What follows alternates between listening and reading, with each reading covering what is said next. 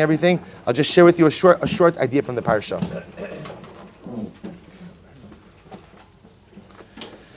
So we have the incredible zchus this week to read Parshas Titzaveh.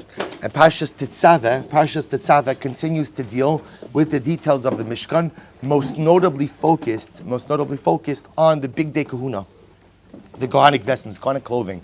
But interestingly enough, in the beginning of Parshas Titzaveh, so the Torah begins with the halachos concerning olive oil.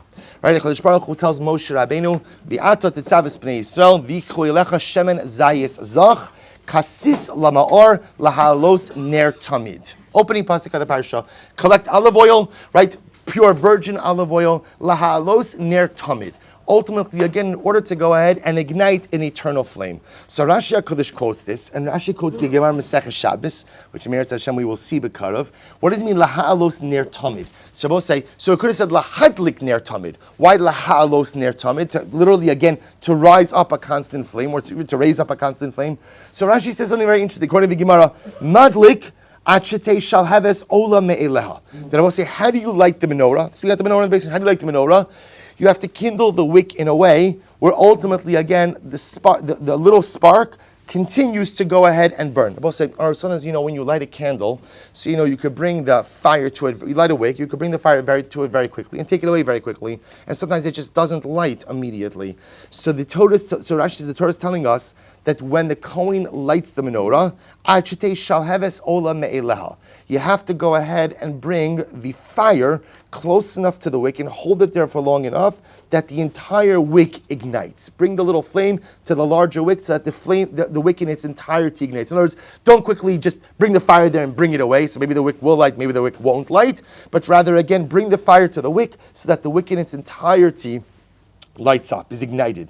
So the Sas Emes, the Ger Rebbe, says something incredibly beautiful. He says, Ki HaKadosh Baruch Hu nasan b'nefesh Yisrael nekudas kedosha va'al yedei hayegia v'avoda matzah min esmino v'neir u'misor ha'koach ha'pnimis. So the Rebbe says something so beautiful. He says sometimes in the realm of spirituality, we think that we have to work very hard in order to ignite our fire.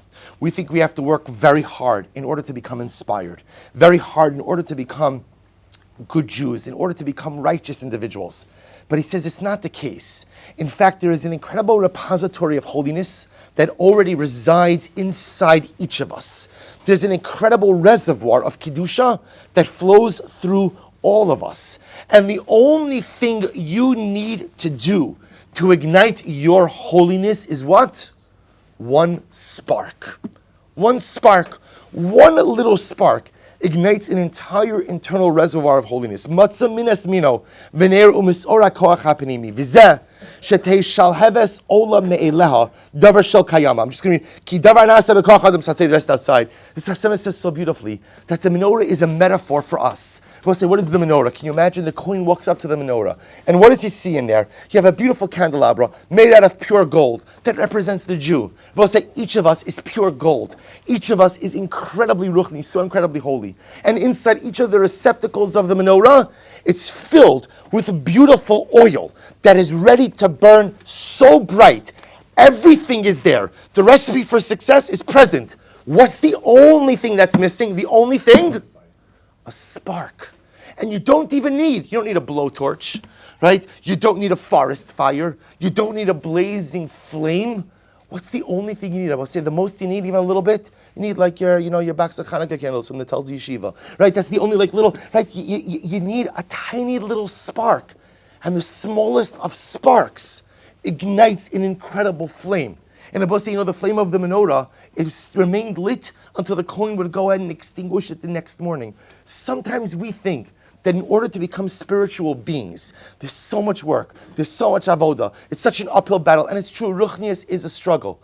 But Rabbi says the Sas Emes, the Torah Kedosha goes through all of these details to teach us each of us is that menorah that is ready to be ignited, that menorah that possesses the oil of holiness, that menorah which is brimming with incredible luminescent potential. And all you need is the spark. All you need is the little bit of flame to ignite your personalistic Kedusha. And I will say, day in and day out, that's the fundamental question we ask ourselves. Just what's the spark?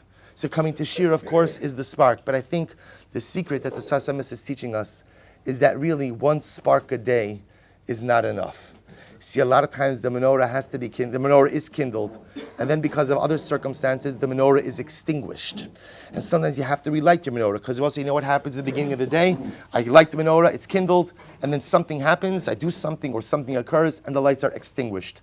But that's okay, because even when your menorah is extinguished, you have the ability to relight it. Unless you think that you need a major flame, you just need another spark. So a lot of times throughout our day, we just have to make sure to surround ourselves with those beautiful sparks, those things which kindle our menorah. We each possess so much dramatic potential. We each possess that oil of potential. We are each that menorah in life. And if we find the courage just to create a little spark of inspiration, just to create a little spark of holiness, then the beautiful light of our spiritual luminescence will not only light up our lives, but will light up the lives of those around us as well. Good Shabbos.